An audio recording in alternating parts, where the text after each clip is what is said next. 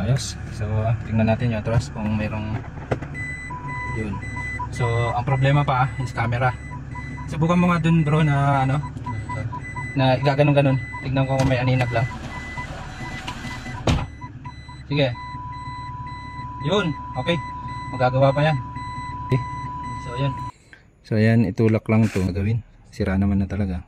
So yung pinaka ano niyan talagang ano na. Yan, basa-basa siya. Beta gray lang ang ilagay dito pag halimbawa ibalik.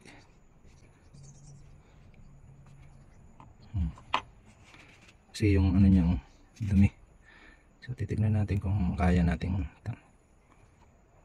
linisin yung pinakalente niya. Putil lang to. Ayan. Hanggang magpakita na yan. Ayun. So madumi. Duming-dumi. So ang gagawin natin, linisin lang baka sakali pa.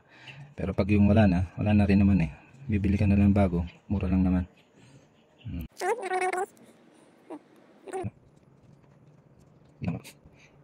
Okay, malinis na ba? Ang ginawa ng kasama ko, pinabaping ko kasi may bapping naman kami. Yan. So, makintab naman. Tingnan natin ngayon kung may pagbago.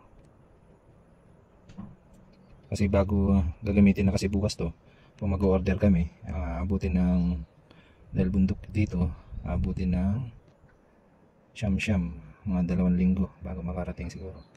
Yun o, tignan natin. Okay, tignan natin ngayon. Yun o, medyo may aninag na. Sige! Sige, ikutin mo lang. So, iniikot niya yung pinakalente.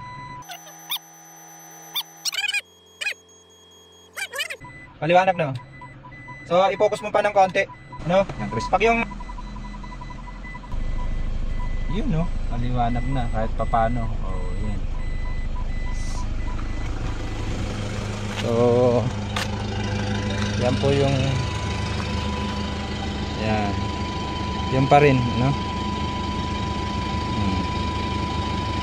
So, ang gagawin natin, tingnan natin. Baliktad. Yun, siyempre. Yun.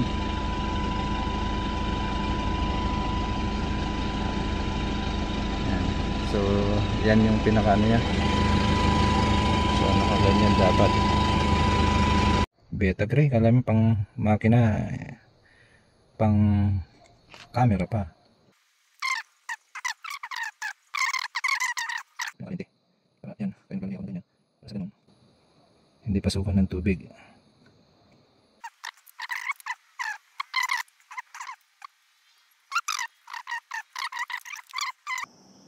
Para sure ball na hindi papasok ang tubig. Hindi lang pang makina ang beta gray.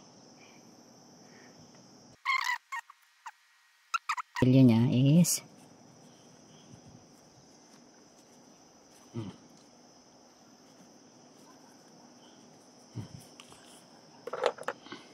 so kabit natin, post mo na.